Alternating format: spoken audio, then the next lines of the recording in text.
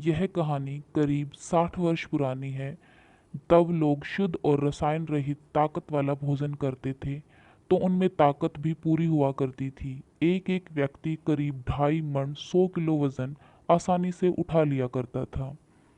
ऐसा ही एक व्यक्ति था, भीमा, जो इतना ताकतवर था कि 2.5-3 मण यानी 100 से 150 किलो वजन को अपनी पीठ पर लाद कर सीढ़ियों से छत पर अकेले ही चढ़ा देता था।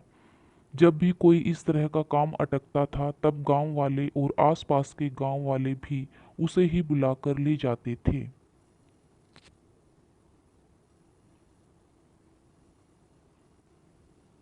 एक दिन भीमा अपने खेत से घर आ रहा था। तब गांव के बाहर झाड़ियों में उसे एक मेमना बकरी का बच्चा मिमियाता हुआ सुना।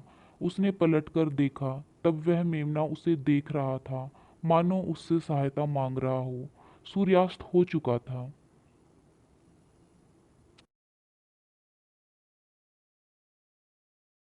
हल्का हल्का अंधियारा छा गया था। भीमा ने सोचा, यह किसी बकरवाल से यहाँ छूट गया है, जो दिन में यहाँ बकरियां चराने आया होगा। मैं इसे कंधों पर डालकर गांव ले चलता हूँ। अगर इसे यहीं छोड़ा तो रात को गीदड़ इसे खा जाएंगे।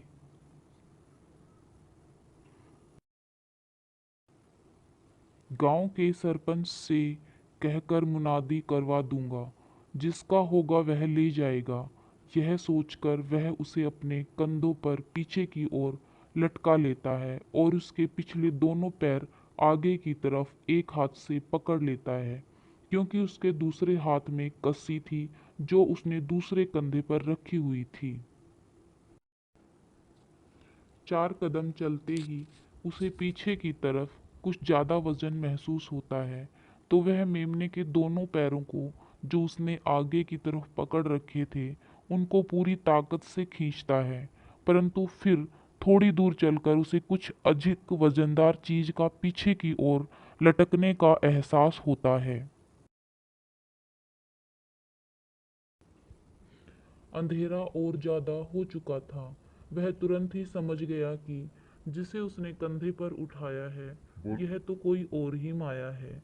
2-2.5 मण को यूं ही उठा लेने वाला भीमा एक मेमने को उठाने में असमर्थ था। वह तुरंत समझ जाता